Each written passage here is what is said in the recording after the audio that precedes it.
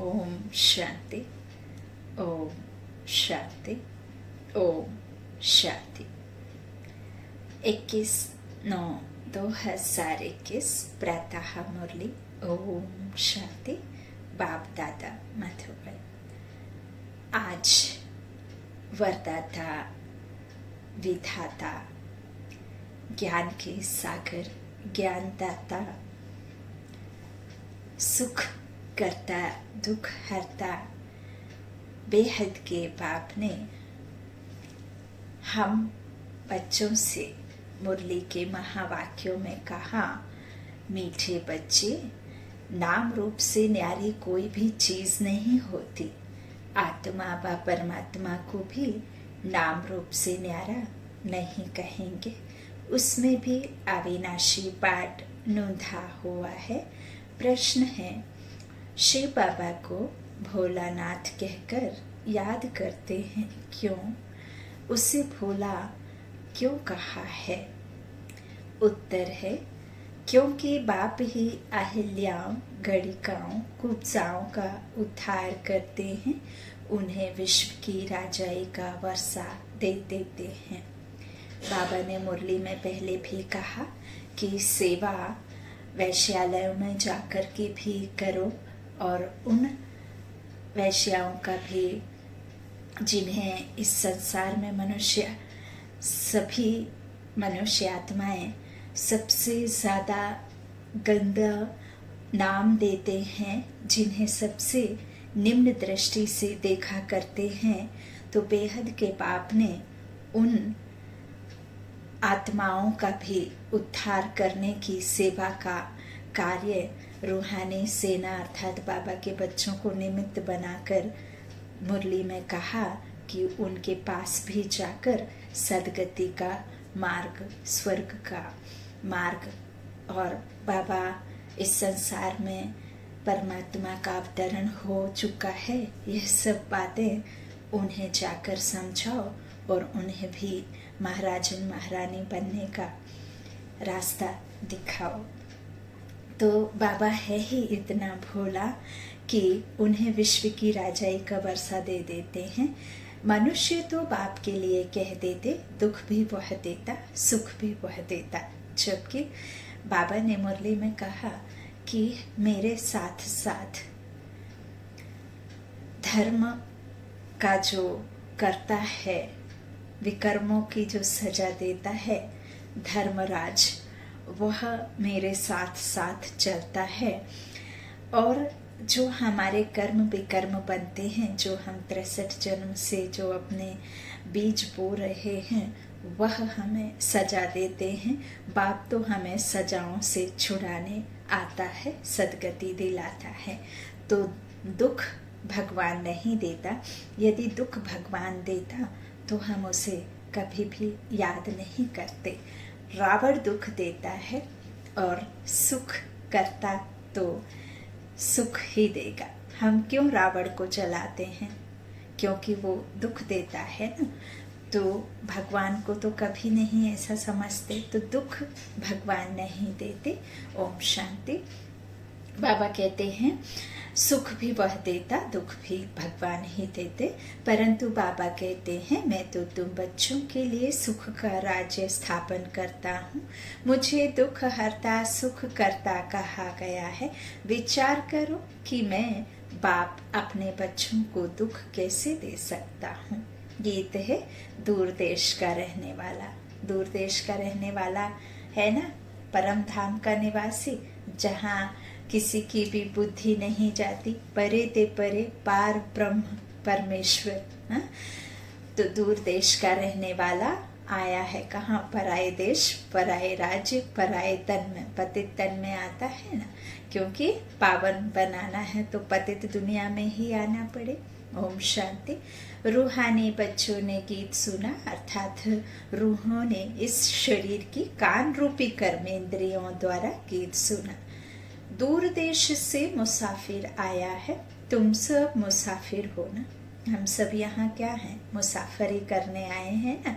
जब मुसाफरी अपना खत्म हो जाएगी तो वापस तन को छोड़ अशरीरी आए, अशरीरी ही चले जाएंगे। जो सब मनुष्य मात्र आत्माएं हैं वह सभी मुसाफिर हैं। आत्माओं का कोई भी घर नहीं है। आत्मा है निराकार। निराकार दुनिया में रहने वाली निराकारी आत्माएं, उसको कहा जाता है निराकारी आत्माओं का घर, इनकॉर्पोरियल वर्ल्ड। देश व लोक, इसको जीव आत्माओं का देश कहा जाता है। जीव आत्माओं का देश क्यों? क्योंकि आत्मा इस शरीर रूपी जीव को जब धारण करती तब कर्म में आती, तो जीव का धारण करती है, तभी फिर जीव आत्मा कहा जाता। बाबा कहते हैं इस तरह से आत्माओं का देश कहा जाता है। और यहाँ आकर शरीर में आत्माओं का देश, फिर जब आत्माएं यहाँ आकर बाबा कहते हैं शरीर में प्रवेश करती है तो निराकार से साकार बन जाती है। निराकार और साकार, इसमें अंतर है कि जब आत्मा इस शरीर को धारण नहीं करती तो वो दिखने में नहीं आती है।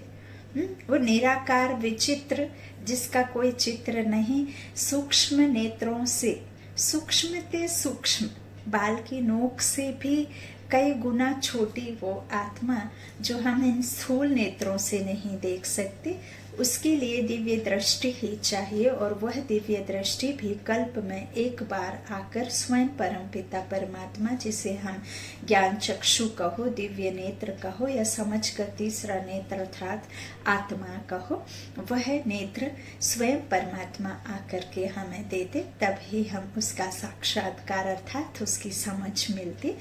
और साकार अर्थात जिसे हम छू सकते हैं, देख सकते हैं, महसूस कर सकते हैं और इन स्थूल नेत्रों से देख सकते हैं, तो वह है यह शरीर। तो निराकार से साकार बन जाती है कब? जब आत्मा शरीर में प्रवेश करती है। ऐसे नहीं कि आत्मा का कोई रूप नहीं है, रूप भी जरूर है, नाम भी है।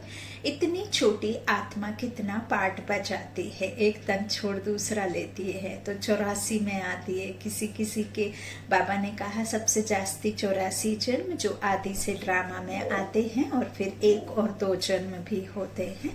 और सबसे कम जन्म जो बाबा ने कहा है कि ये जो कहना चाहिए जो फकीर आदि होते हैं, जो संत आदि महात्मा जो होते हैं, तो वो क्या है कि ज्यादातर कहना चाहिए कि मुक्त अवस्था में रहते हैं, बिछाड़ी में आते हैं, इसीलिए वो हर वक्त सिर्फ और सिर्फ मुक्त में जाने की बात करते हैं, मुक्ति चाहते हैं, मुक्ति चाहिए, यही रट्टा लगाते हैं, क्योंकि वह ज्यादा समय मुक्त अवस्था अर्थात शांति धाम में रहते हैं।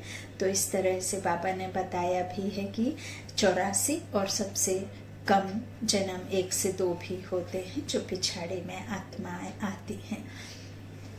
तो बाबा कहते हैं इस तरह से कितना पाठ बजाती है इतनी छोटी सी आत्मा इस शरीर द्वारा। हर एक आत्मा में पाठ बजाने का कितना रिकॉर्ड भरा हुआ है।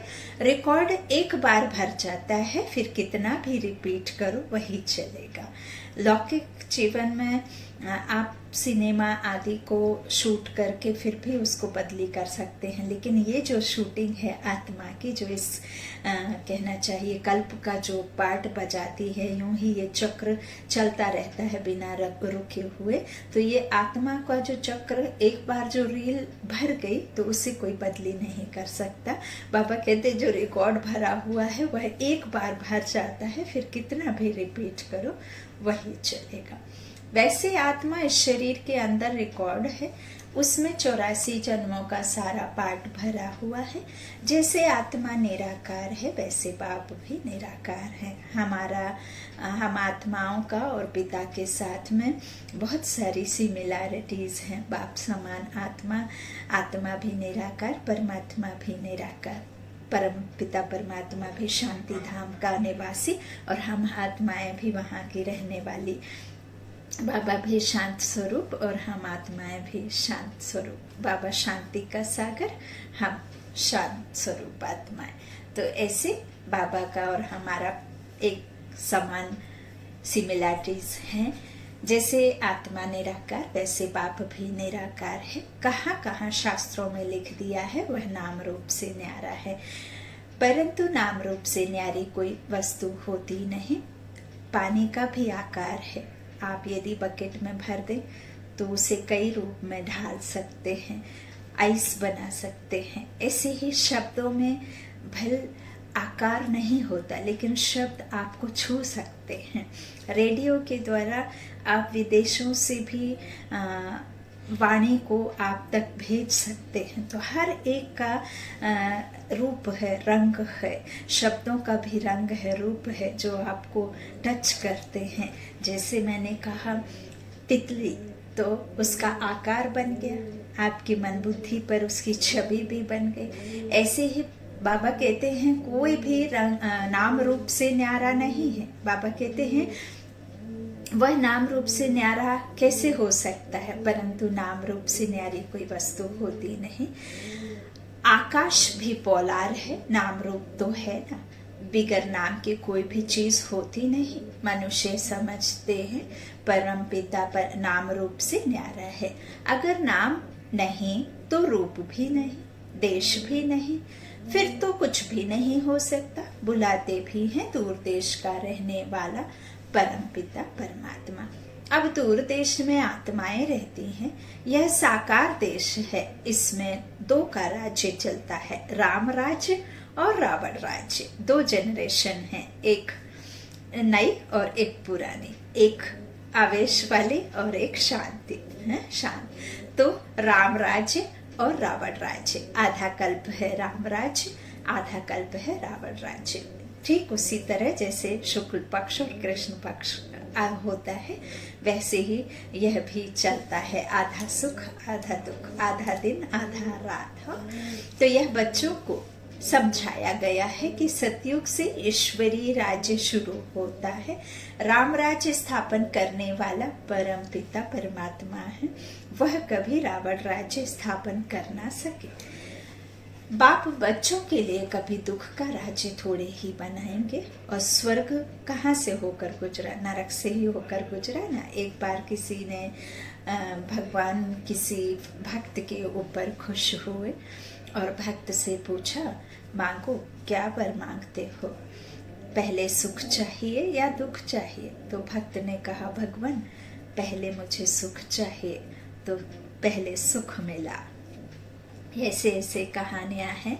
तो बाबा ने कहा कि दुख का राज्य थोड़े ही मैं बनाऊंगा, बाप बच्चों के लिए दुख का राज्य कैसे बनाएंगे? कहते हैं ईश्वर ही दुख सुख देते हैं। बाप कहते हैं मैं बच्चों को दुख कैसे दे सकता हूँ, मेरा तो नाम ही है दुख हरता सुख करता। यह तो मनुष्यों की भूल है, ईश्वर कभी दुख नहीं देंगे। इस समय है ही दुख धाम, आधा कल्प रावण राज्य में दुख ही मिलता है, सुख की रत्ती नहीं। सुख धाम में कभी दुख होता नहीं, बाप स्वर्ग का रचयिता है, अभी तुम हो संगम पर। इनको नई दुनिया तो कोई भी नहीं कहेंगे, नई दुनिया का नाम ही है स्वर्ग। वही फिर पुरानी दुनिया बनती है, नई चीज जब पुराने खराब दिखाई पड़ती है तो पुरानी चीज को हलास किया जाता है। कहते हैं ना, स्वर्ग यही है, नरक यही है। तो ऐसा नहीं है कि स्वर्ग किसी तीसरे दुनिया में होता होगा। ले चल इस दुनिया से कहीं दूर, इस दुख की दुनिया से दूर, तो कहाँ ले चल? तो बाबा कहते हैं उस सुख की दुनिया को यहाँ ही लाना है, इस दुख की दुनिया को परिवर्तन करके। तो ये महा परिवर्तन का युग संगम युग कहा जाता है। इस तरह बाबा कहते हैं मनुष्य विकारों को ही सुख समझते हैं। गाया भी जाता है, अमृत छोड़ विष काहे को खाए।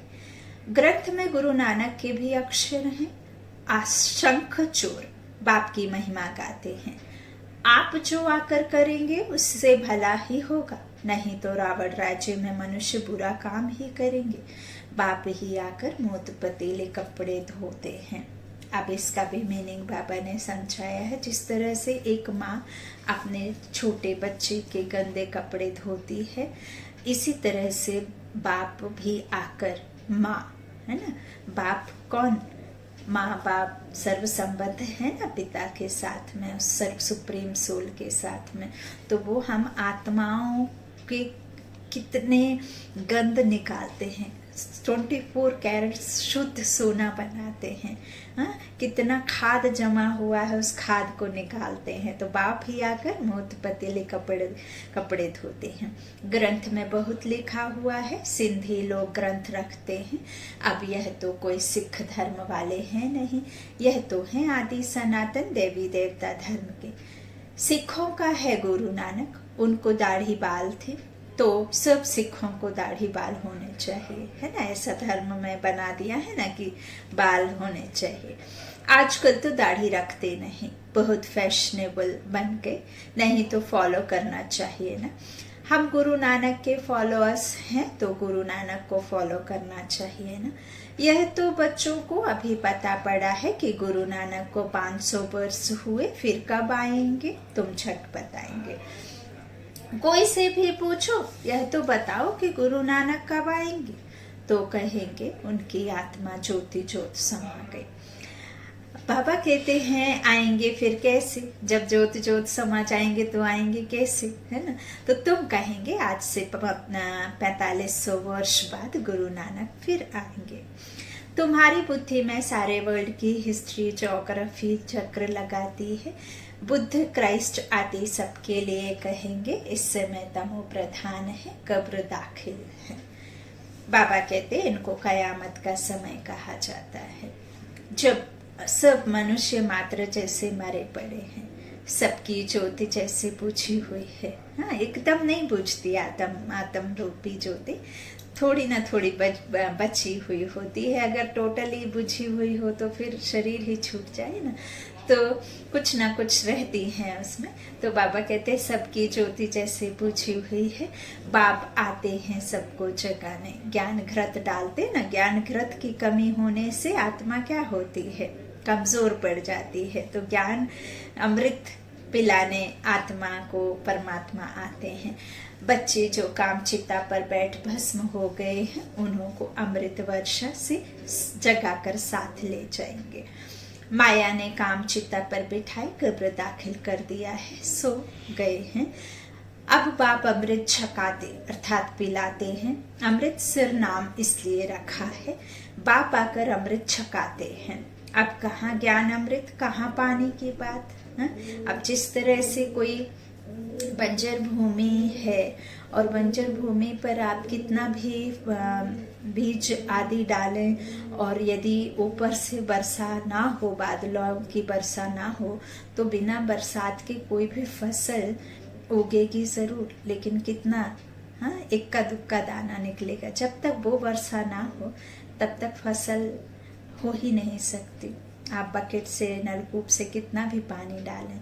तो यही आत्मा जो बंजर हो गई है, जो एकदम सूखी जमीन की तरह बट गई है, तो उस आत्मा को जब तक स्वयं परमपिता परमात्मा आकर ये ज्ञान अमृत ना पिलाए, तब तक वो आत्मा कभी भी फसल नहीं उगा सकती, या वो वापस ज्ञान धारण नहीं कर सकती, और ना ही आत्माओं की सदगति हो सकती। मनुष्य आत्माओं की सदगति तभी हो जब ज्ञान दाता आकर, ज्ञान सागर आकर ज्ञान दे। तो यह सब बुद्धि से समझने की बातें हैं, इसमें कोई रट्टा मारने की बात नहीं है। बाबा कहते हैं बाप आकर अमृत छकाते हैं। अब कहाँ ज्ञान अमृत, कहाँ पाने की बात। सिख लोगों का बड़ा दिन होता है तो बड़ी धूमधाम से तालाब को साफ करते हैं, मिट्टी निकालते हैं, इसलिए नाम ही रखा है अमृतसर, अमृत का तालाब। अब गुरु नानक साहेब तो कोई ज्ञान सागर है नहीं, उसने भी बाप की महिमा की है। खुद कहते हैं एको अहंकार सतनाम, तो वह सदैव सच बोलने वाला है। सत्यनारायण की कथा है ना, सिंधुवर्ती लोग बाहर जाते हैं तो सत्यनारायण की कथा कराते हैं। समझते हैं सत्य नारायण की कथा से सेफ्टी से पार हो जाएंगे। अमर कथा, तीजरी की कथा, ये 3 कथाएं बहुत फेमस हैं। तो कितनी भक्ति मार्ग में कथाएं सुनते आए हैं।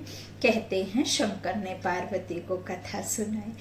अब वह तो सूक्ष्म वतन में रहने वाला, वहां फिर कथा कौन सी सुनाई, वहां तो टॉकी नहीं है ना। सूक्ष्म वतन में तो बाबा ने कहा साक्षात्कार बस है, और वह भी यूं तो बाबा ने कहा है कि सिर्फ परम धाम, शांति धाम और ये स्थूल वतन, ये 2 वतन है। बाकी जो भी सूक्ष्म वतन बाबा ने कहा है वो सिर्फ साक्षात्कार के लिए है ना। वहां कोई शरीर या कोई टॉकी वाली बात ही नहीं है, मूवी है बाबा कहते। तो इस तरह से बाबा कहते हैं शंकर पार्वती की कथा, तो वह तो सूक्ष्म वतन में रहने वाला है। बाबा कहते वहां फिर कथा कौन सी सुनाई। यह सब बातें बाप बैठ समझाते हैं। वास्तव में तुमको अमर कथा सुनाकर अमर लोक में ले जाने आया हूँ। अब अमर कथा क्या, और कहना चाहिए कि सत्यनारायण की कथा क्या। तो अमर कथा अर्थात बाबा जो हम आत्माओं को ज्ञान सुनाते हैं, उस ज्ञान को धारण कर हम देव गुण को धारण कर देवी देवताओं के राज्य में जाकर 150 वर्ष की आयु, गोल्डन एज में जाते हैं, जिसे ही फिर अमरलोक कहा जाता है, सतयुग कहा जाता है। तो अमरनाथ आकर अमर कथा सुना हम आत्माओं के अमरपुरी के राज्य भाग को दिलाते हैं। सत्यनारायण अर्थात सत्य पिता आकर सत्य ज्ञान देकर, सत्य गुरु हम आत्माओं को सत्य ज्ञान देकर नर से नारायण बनाते हैं। हा? तो वह होते हैं सत्यनारायण। नर से नारायण और नारी से लक्ष्मी बनाने का हम आत्माओं को कथा सत्य ज्ञान देते हैं। तो यह होती है कहना चाहिए अमरपुरी का राज्य और सत्यनारायण की कथा। तो यह बातें बैठ बाप समझाते हैं। बाबा कहते हैं जो अभी तुम समझते हो, हाँ, कि बाबा कहते हैं कि तुमको अमर कथा सुनाकर अमर लोक में मैं ले जाने आया हूँ। मृत्यु लोक से अमर लोक में ले, बाबा कहते हैं मैं क्या करता हूँ कि कौन सी कथा सुनाई, यह सब बातें बाप बैठ समझाते। तो वास्तव में तुमको अमर कथा सुनाकर अमर लोक में मैं ले जाने आया हूँ। मृत्यु लोक से अमर लोक में मैं ले जाता हूँ। बाकी सूक्ष्म वतन में पार्वती ने क्या दोष किया जो आकर उनको कथा सुनाएंगे। सूक्ष्म वतन में तो अब कोई किसी का शरीर होता नहीं, तो सूक्ष्म वतन में बाबा कहते पार्वती क्या दोष करेगी जो उन्हें कथा सुनाएंगे। तो दोष किया, आकर उनको कथा सुनाएंगे। अभी तुम समझते हो हम नर से नारायण, नारी से लक्ष्मी बनते हैं। यह है अमरलोक में जाने के लिए सच्ची सत्यनारायण की कथा, तीसरी की कथा। तुम आत्माओं को अब ज्ञान का तीसरा नेत्र मिला है, दिव्य चक्षु मिला है ना, ज्ञान का तीसरा नेत्र। और वह ज्ञान का तीसरा नेत्र कैसे आप समझेंगे। मान लीजिए कि दिव्य चक्षु किसे कहते हैं। अब उदाहरण के लिए समझते हैं, आप भले यहाँ बैठे हैं और आपको कोई धंधा धोरी बिजनेस आदि याद आता है, या आपके परिवार में मान लीजिए कि कोई बहुत बीमार है और आप भल कथा सुन रहे हैं या बाबा की मुरली सुन रहे हैं या कोई भी कहीं दूसरे प्लेस में अपने कार्य के लिए गए हैं, लेकिन आपका जो दिव्य दृष्टि है, जो तीसरा नेत्र है, अर्थात मन बुद्धि से जिस जगह पे आप रहते हैं, शरीर से तो आप वहाँ हैं जहाँ शरीर के साथ बैठे हुए हैं, लेकिन मन बुद्धि आपकी कहाँ लगी हुई है, उस बीमार व्यक्ति की तरफ, उस बिजनेस की तरफ या उस तरफ जिसमें आपका मन लगा हुआ है। तो मन बुद्धि से आप वहाँ हैं, लेकिन आप शरीर से यहाँ बैठे हुए हैं। तो उसे ही फिर दिव्य दृष्टि कहा जाता है, जिससे आप यहाँ बैठे बैठे दूसरे जगह भी घूम करके आ सकते हैं। तो यही दिव्य दृष्टि बाबा ने जो दी है, उसमें हमें चारों योगों का तीनों कालों का 84 का चक्र, कैसे हम सो का पाठ बाबा ने बताया है, कैसे गति दुर्गति सदगति, कैसे सुख दुख, कैसे हम आत्माएं चढ़ती कला में, कैसे हम कलाओं में कम होते जाते हैं, सीढ़ी उतरते हैं। तो इसी दिव्य दृष्टि से सारी नॉलेज बाबा ने हमें दी हुई है। ओम शांति। बाबा कहते हैं, बाप समझाते हैं, तुम ही गुलगुल पूजे थे, फिर पुजारी पूज्य थे, फिर 84 जन्मों के बाद तुम ही पुजारी बने हो, इसलिए गाया हुआ है, आपे ही पूज्य आपे ही पुजारी। बाबा परम पिता परमात्मा तो एवर प्योर है, बाबा तो है ही पूज्य। बाबा कभी भी ऐसे नहीं कि अनप्योर होते हैं तो उनको पुजारी कहेंगे। हम आत्माएं पूज्य सो पुजारी बनते हैं। जब हम 16 कलाओं में संपूर्ण निर्विकारी होते हैं तो हम पूज्य होते हैं और यह तन भी पावन होता है। तो फिर हम मंदिरों में विराजमान होते हैं और फिर बाद में जब हम देवता ही वाम मार्ग में गिरते हैं, कामचिता पर बैठ काले होते हैं, हम सो पूज्य है ना। तो बाबा नहीं होता पूज्य, पुजारी आत्माएं होती हैं। तो आपे ही पूज्य आपे ही पुजारी। बाप कहते हैं, मैं तो सदैव पूज्य हूँ, तुमको आकर पुजारी से पूज्य बनाता हूँ। कहते हैं, हे राम आकर हमको पावन बनाओ। सब भगत पुकारते हैं। भगत कौन? जो पुकारती हैं। भगवान कौन? जिसे याद करती हैं, है ना। तो इस तरह से पुकारते हैं भगत। आत्मा पुकारती है ना, हे पतित पावन। अभी तुम समझते हो कि गीता कोई कृष्ण ने नहीं सुनाई है।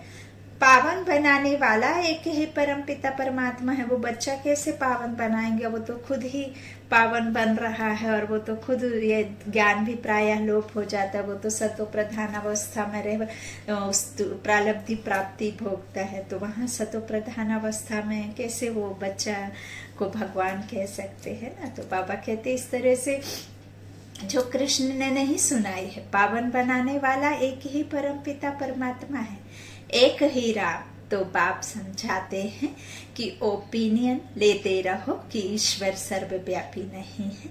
गीता का भगवान शिव है, ना कि कृष्ण। पहले तो पूछो भगवान किसको कहा जाता है, निराकार को व साकार को? कृष्ण तो है साकार, शिव है निराकार। वह सिर्फ इस तन का लोन लेता है। किसका? ब्रह्मा बाबा का। तो बाकी माता के गर्भ से जन्म नहीं लेते हैं, अवतरण होता है ना। कुक वंशावली थोड़े हैं। तो पहले नंबर गर्भ में आने वाली है कृष्ण की आत्मा। ब्रह्मा विष्णु शंकर भी सूक्ष्म शरीरधारी है। शिव को शरीर नहीं है। यहाँ इस लोक में स्थूल शरीर है। बाप की महिमा है पतित पावन, सर्व की सदगति, सर्व का सदगति दाता, सर्व का लिबरेटर, दुख हरता, सुख करता। अच्छा, सुख कहाँ हो सकता है? सुख मिलेगा दूसरे जन्म में, जब रावण की दुनिया खत्म हो जाएगी, खत्म हो, स्वर्ग की स्थापना हो जाएगी। अच्छा, लिबरेट किससे करते हैं? रावण के दुख से। तो यह तो दुख धाम है ना।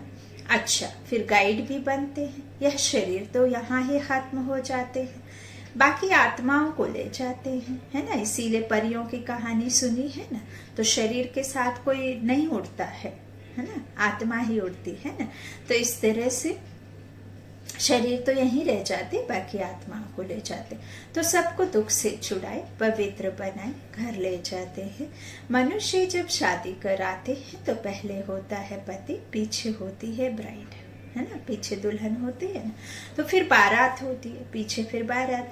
तो अब तुम्हारी माला भी ऐसी ही है। ऊपर में है शिव बाबा फूल, जिसे हम माला जप करने के टाइम पे आइस से लगाते हैं, उसे मुख से चूमते हैं, तो वो है शिव। और साइड में फिर माला के जो मनके हैं, बाबा कहते हैं इस तरह से ऐसी ही तुम्हारी माला। पहले फूल को नमस्कार करेंगे, फिर युगल दाना ब्रह्मा सरस्वती, जो साइड में टिक के रहते हैं ना माला, वो ब्रह्मा सरस्वती।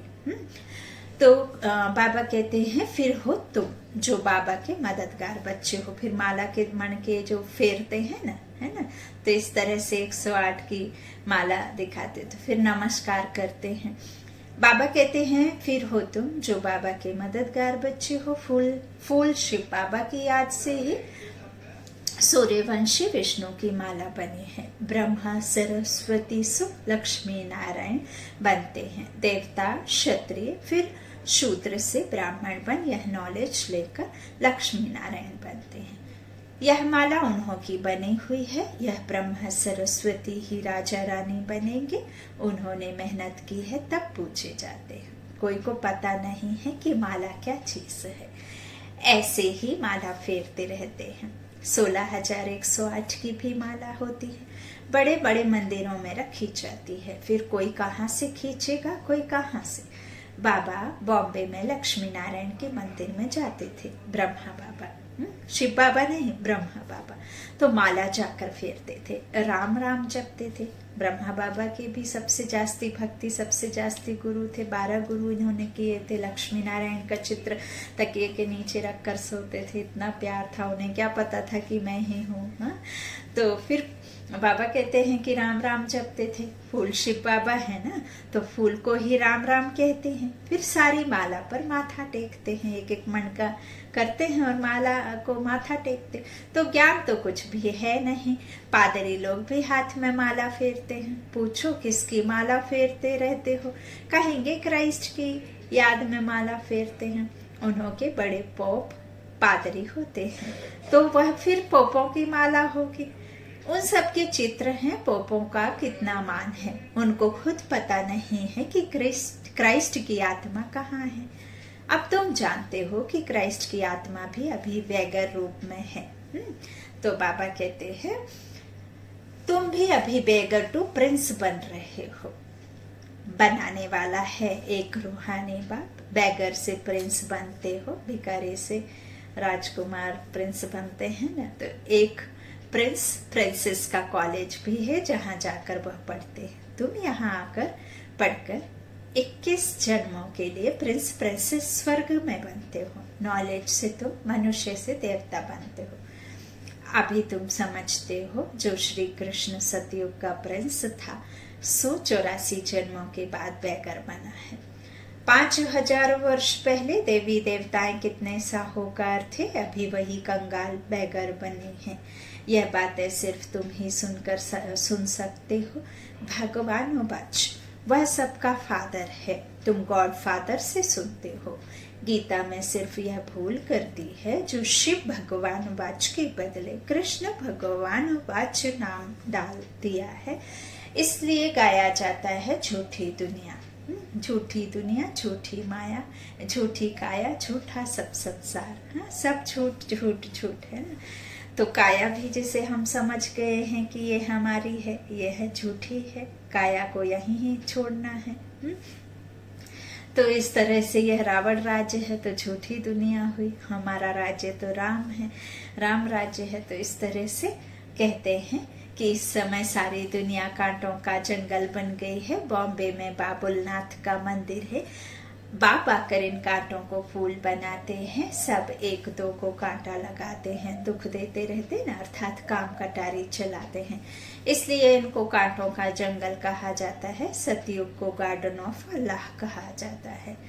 वही फ्लावर्स कांटे बनते हैं, फिर कांटों से फूल बनते हैं। बाबा कहते सतयुग में कभी रावण को नहीं जलाते। रावण पुराना दुश्मन है भारत का। तुम्हारी लड़ाई है रावण से जिसने आधा कल्प दुख दिया। आखिरी बड़ी लड़ाई भी होगी। सच्चा सच्चा दशहरा होना है। दशहरा अर्थात होता ही है विकारों पर जीत, है ना। तो किसकी जीत? सच्चाई की झूठ पर जीत। तो 5 विकारों से आत्मा की लड़ाई है। उसमें कोई खूने नाहक नदी बहाने की बात नहीं। रावण राज्य ही खलास हो जाएगा। तुमको फिर सोने के महल मिल जाएंगे। अभी तुम रावण पर जीत पहन स्वर्ग के मालिक बनते हो। बाबा सारे विश्व का राज्य भाग्य देते हैं, इसलिए उनको शिव भोला भंडारी कहते हैं। गणिकाएं, अहिल्याएं, कुब्जाएं सबको बाप विश्व का मालिक बनाते हैं। कितना भोला है। आते भी पतित दुनिया में, पतित शरीर में है। बाकी जो स्वर्ग के लायक नहीं है वह विकारों को छोड़ नहीं सकते। बाप कहते हैं बच्चे अभी यह अंतिम जन्म तुम पावन बनो। यह विकार पॉइजन हैं जो तुमको आदि मध्य अंत दुखी बनाते हैं। क्या तुम यह एक अंतिम जन्म में छोड़ नहीं सकते?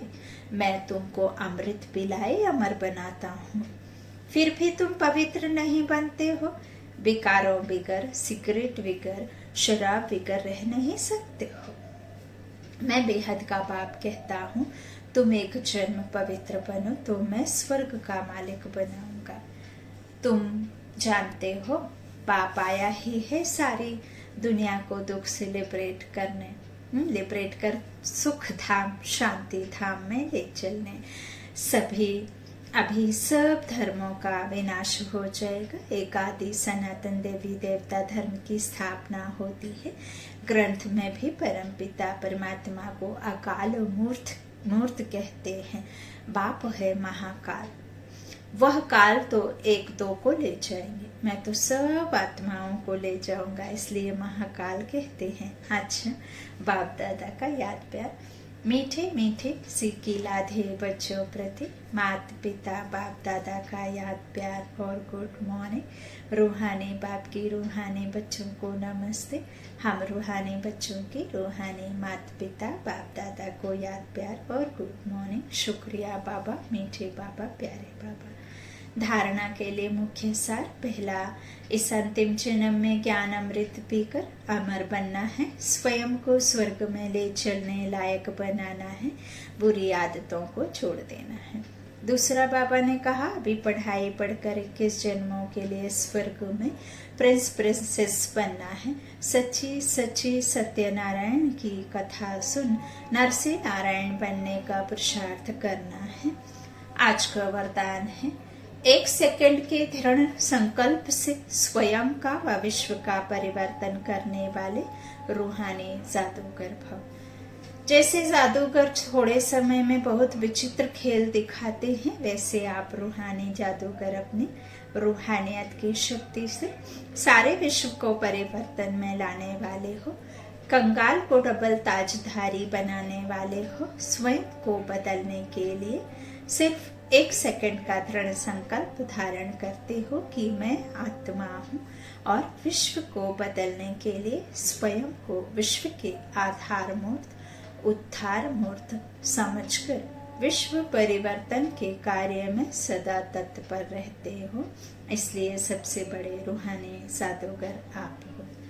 आज का स्लोगन बाबा ने दिया, जो स्वराज्य अधिकारी आत्माएं हैं वे कभी पर अधीन नहीं हो सकती। जो स्वराज्य अर्थात स्व इंद्रियों, अपने कर्म इंद्रियों की राजधानी तभी तो मिलेगी जब आप स्व पर राज्य करेंगे, अर्थात अपने कर्मेंद्रियों को अपने वश में, ना कि कर्मेंद्रियों के वश में होंगे। जब तक आप स्व को चुनते हैं ना, लक्ष्मी नारायण कैसे बनते हैं?